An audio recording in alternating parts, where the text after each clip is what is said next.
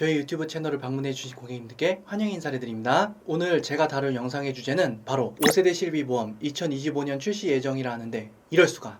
어쩌면 해지하는 게 나을 수도? 요즘 5세대 실손 의료비가 출시되면서 이곳저곳에서 입소문도 많이 나고 있는데요. 과연 이게 정말 좋은 건지 아니면 기존 실손보험이 더 나은 건지 헷갈려 하시는 분들이 많으실 것 같은데요. 자, 그럼 지금부터 실손보험의 세대별 종류에 대해서 간단히 살펴보겠습니다. 현재 기준으로 실손 의료비 보험은 총 4가지 세대로 나뉘어져 있거든요. 이 중 1세대부터 3세대 실비는 이미 가입 시기가 지나서 더 이상 신규 가입이 불가능합니다. 지금은 4세대 실손보험만 새로 가입할 수 있는 상황인데요. 보험료는 세대가 올라갈수록 저렴해지는 경향이 있습니다. 그 이유는 간단해요. 보험사 입장에서는 지급해야 하는 보험금이 줄어들면 그만큼 가입자에게 받는 보험금도 낮아지는 구조이기 때문이죠. 누구에게나 딱 맞는 정답을 제시하긴 어렵지만 오늘 말씀드릴 5세대 실손보험에 대한 내용을 잘 들어보시고 내 실손을 전환할지 말지 판단해 보시는데 도움이 되셨으면 합니다. 참고로 얼마 전에는 비급여 진료 항목 관리와 실손보험 개혁과 관련한 정책 토론회도 열렸었는데요. 이런 정책 토론회가 열린 배경에는 실손보험의 구조적인 문제가 크게 작용된다고 볼 수가 있습니다. 가장 큰 문제는 바로 과잉진료인데요. 비급여 진료의 과잉 확대, 필수 의료 분야에 의료진이 몰리지 않는 현상, 그리고 건강보험의 본래 역할까지 방해되는 상황이 계속되고 있는 것이죠. 3세대 이전의 실손보험 약관을 살펴보면요. 비급여 항목에 대한 치료 횟수나 금액 한도가 명확하게 정해져 있진 않았습니다. 그래서 도수치료나 MRI, 비급여 주사 치료 등을 비교적 자유롭게 받을 수 있었던 구조였죠. 제가 이 부분을 짚고 넘어가는 이유는 실손보험의 과잉진료 문제 대부분이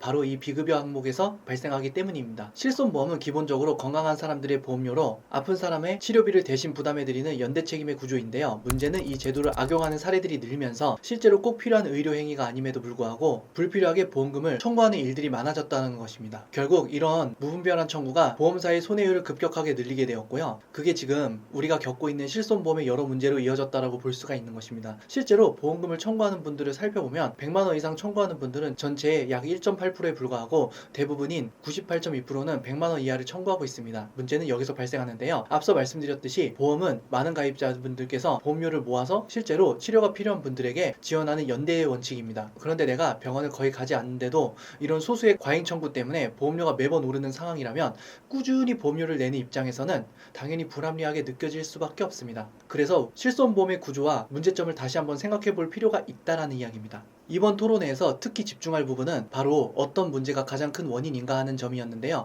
의료 이용의 과잉 남용 문제 중에서도 비급여 항목에서 나타나는 문제점이 가장 크다라고 볼 수가 있었습니다. 아마도 비급여 항목에 대한 보험금 지급이 보험사 손실의 주요 원인으로 판단되기 때문인 것 같습니다. 특히 10대 비급여 항목 중에서 물리치료가 1위를 차지하고 있는데 물리치료의 경우 지급된 보험금이 1조 원을 넘어서며 전체 비급여 보험금 중 약 17%를 차지할 정도로 큰 비중을 차지하고 있습니다. 특히 도수치료는 실손보험 지급금의 약 11%에 해당한다고 합니다. 이 때문에 비급여 항목에 대한 보험금 지급 기준이 조정될 가능성이 있는데요. 만약 그렇게 된다면 실제로 아파서 치료가 필요한 분들에게는 불리하게 적용할 수 있는 우려가 있습니다. 이런 여러 요인들이 쌓여 보험사들의 손해율 상승과 직결되고 있는데요. 과거 1세대와 2세대 실손보험은 정상화 노력 덕분에 어느 정도 개선이 되었지만 3세대와 4세대 실손보험에서는 손해율이 계속 악화되고 있다고 합니다. 이 때문에 비급여 관리 개선과 실손보험 개혁 방안을 논의하기 위해 정책 토론회가 개최된 것으로 볼 수가 있겠습니다. 해결책으로는 건강보험 역할 강화, 비급여 사용 관리 강화, 비급여 상시 관리 체계 강화, 그리고 비급여 관리 기반 혁신, 이 4가지 항목으로 나누어 추진할 계획이라고 합니다. 이번에 안건으로 올라온 변경 예정안을 살펴보면 변경안에 따르면 중증 질병 상해는 기존 4세대 실손과 동일한 조건을 유지하지만 비중증 질병 상해의 경우 보장 한도가 축소되어 연간 1000만원 한도로 제한되고 통원은 하루 20만원 한도, 입원은 최당 300만원 한도로 지급됩니다. 가장 눈여겨봐야 할 부분은 본인 부담률인데요. 중증 질병 상해는 기존과 같지만 비중증 질병 상해는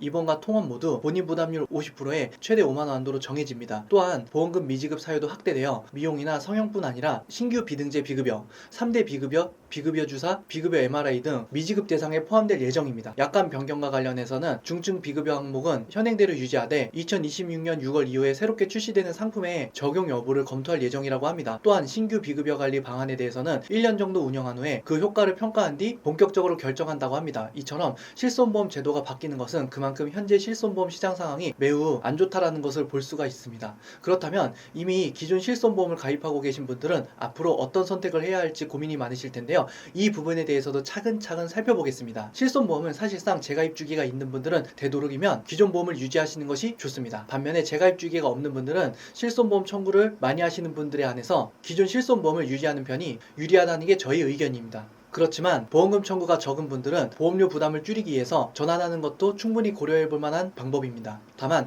재가입 주기가 도래하면서 기존 실손보험 가입자 수가 감소하면 청구 금액이 비슷할 경우 보험료가 오를 가능성이 커서 보험 유지가 부담스러워질 수 있다는 그 점도 염두에 두셔야 될 것 같습니다. 금융위원회에서 발표한 내용을 보면 실손보험과 관련해서 건강보험 본인부담금 보장은 제외하고 1세대와 2세대 실손보험에 대해 재매입 방안을 검토 중이라고 합니다. 하지만 구체적으로 어떻게 진행될지는 아직 확실하지 않기 때문에 당장 서두르기보다는 시간을 두고 충분히 고민한 뒤에 실손보험을 변경할지 결정하는 것이 현명하다고 저는 생각합니다. 오늘 말씀드린 실손보험 관련된 내용을 꼭 기억해 주시고요. 본인의 상황에 맞는 판단을 하시길 바랍니다. 저희 보험상담소에 문의를 주신다면 가장 양심적이고 친절한 상담을 해드리도록 노력하겠습니다. 보험상담소 많이 사랑해 주시고 구독, 좋아요, 알림 설정 부탁드리겠습니다.